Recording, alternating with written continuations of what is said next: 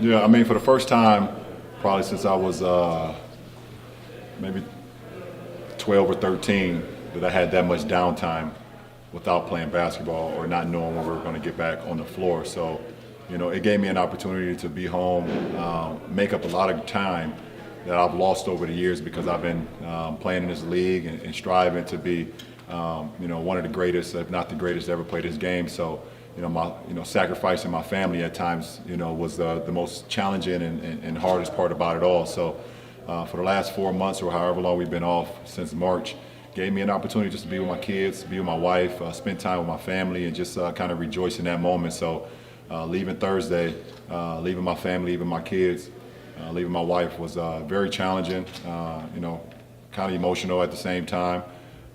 But they truly understood it, that it was time for for me to get back to work, and just happy to be back playing a game that I love as well. Hey, LeBron, it's Tim Reynolds. How are you? Good, I'm good. How are you, Tim?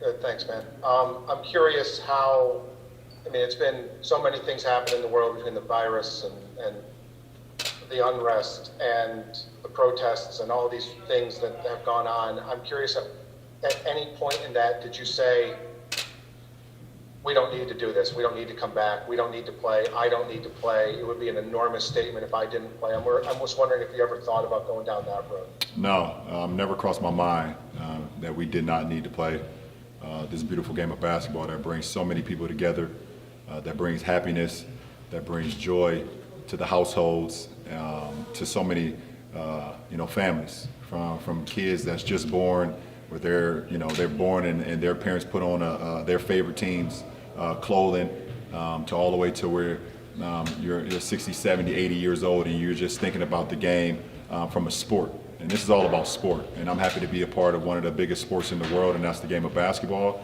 And I'm happy to have a platform where not only people will gain joy from the way I play the game, from the way our team play the game, but for also what I'm able to do off the floor as well. So, being able to use my platform, use the NBA's platform to continue to talk about what's going on, because I will not stop until I see real change for us as Black America, for African Americans, for people of color. And I also believe I can do both, though. I can bring happiness to a lot of homes with the way I play the game and the way the Lakers is going to play the game. And I will continue to push the envelope and continue to keep my foot on the gas on creating real change for us as people of color in America. Hey LeBron, Melissa Rowland here. You've long talked about just the chemistry that this team has and the brotherhood and camaraderie that you have with the guys. What's it been like to be back around all the guys again? It's like we never left. We pick right up where we left off. It's almost like, you have AAU. And when I was growing up, we had AAU days, and then, once the AAU season is over, you kind of go back to your respective cities and things of that nature, and then AAU season starts back up again that next spring, and it's like you never left, and that's what kind of the feeling is. We got back together. Feel like we've been together for years, even though this is our first year together, but it feels like we've been together for years, and it's just happy to see all my brothers and doing what we love to do best, like I said, and that's playing a game of basketball and doing it for one another.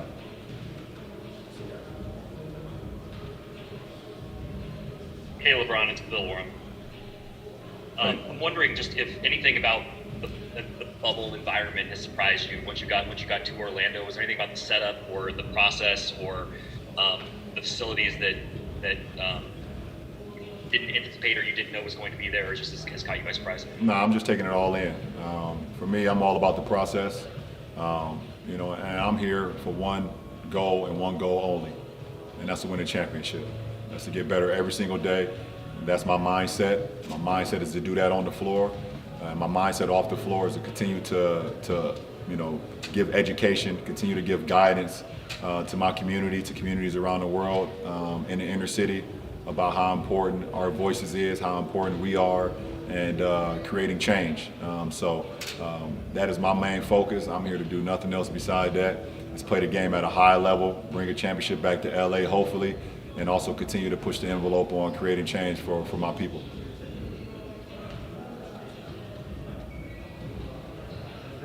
Hey LeBron, Tanya again. I'm curious, over the past few months we've seen this huge movement against racism and the way that Black people are treated in the justice system and with police. And this is something that you've been talking about for years, obviously.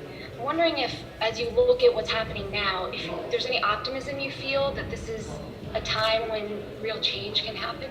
Yeah, it's funny that you say that because, this is the mission I've been on for a long time now. And it's great that now a lot of people's ears are opening. A lot of people are understanding. A lot of people are recognizing.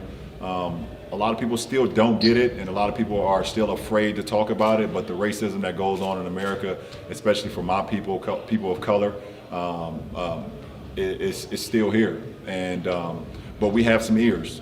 We have some ears, and we will continue to, like I said, to push the envelope and letting people know that we are human as well. No matter our skin color, no matter how we look, no matter how we sound, we don't want to just be used for our God-given ability as far as our talent on the floor, our talents in the music industry, our talents in the industry as far as clothing and things of that nature, but we also want to be recognized for our talent with our brains, because that's what we are. We are humans just like everybody else, and we should be treated that way. So this has been my mission, and obviously you see that what I do in my community with my IPS school, what I've been doing for years in my hometown, and any place that I go, I try to give back and give that knowledge. So, but the good thing now, we have more ears and more people are listening to what's going on, so that's definitely a plus.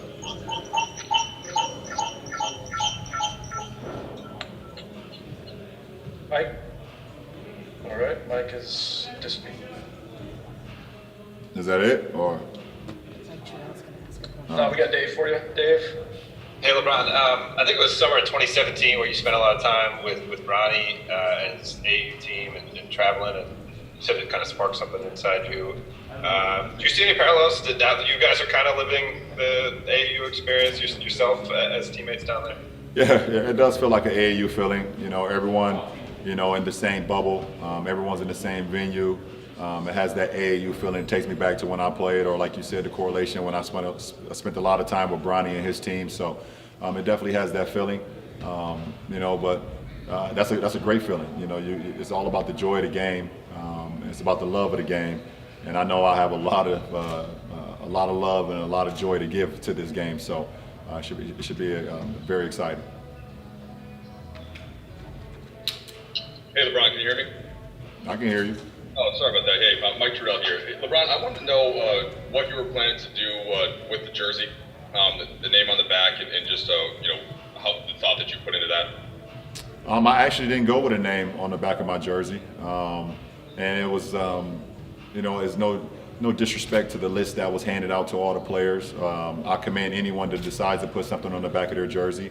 It's just something that didn't really, seriously resonate with my mission, with my goal. I would have loved to have a say-so on what would have went on the back of my jersey. I had a couple things in mind, but I wasn't a part of that process, which is okay. I'm absolutely okay with that. So what I will continue to do, off the floor and when I'm talking to you guys and when I'm, everything that I do has a purpose and has a meaning. So I don't need to have something on the back of my jersey for people to understand my mission or know what I'm about and what I'm here to do. So, but I commend everybody and I respect everybody that decided to put something on the back of their jersey. I think that's great, and also respect anyone that didn't. All right, we got one last question for Bill Plaschke. Yeah, hey LeBron, Bill Plaschke here. Are you concerned about your health, and are you confident the NBA can pull this off, safety-wise, health-wise? I believe the NBA and Adam Silver and everyone that had anything to do with this, they took all precautionary measures to make sure that we as a league, as safe as we can be. Obviously, in anything that you do, there can be things that could happen, but we will cross that line if it happens. But we're doing everything from a league, from every franchise, to make sure everyone stays safe during COVID, during this pandemic. But I believe in Adam Silver. He has given me no reason to never not believe him since he took over. And I believe in our franchise that we're doing everything that we can to stay safe. So I have no concerns, unless concerns was started to happen, and we cross that bridge if it happens. But I'm here 100% in great health, and I'm looking forward to getting back on the floor.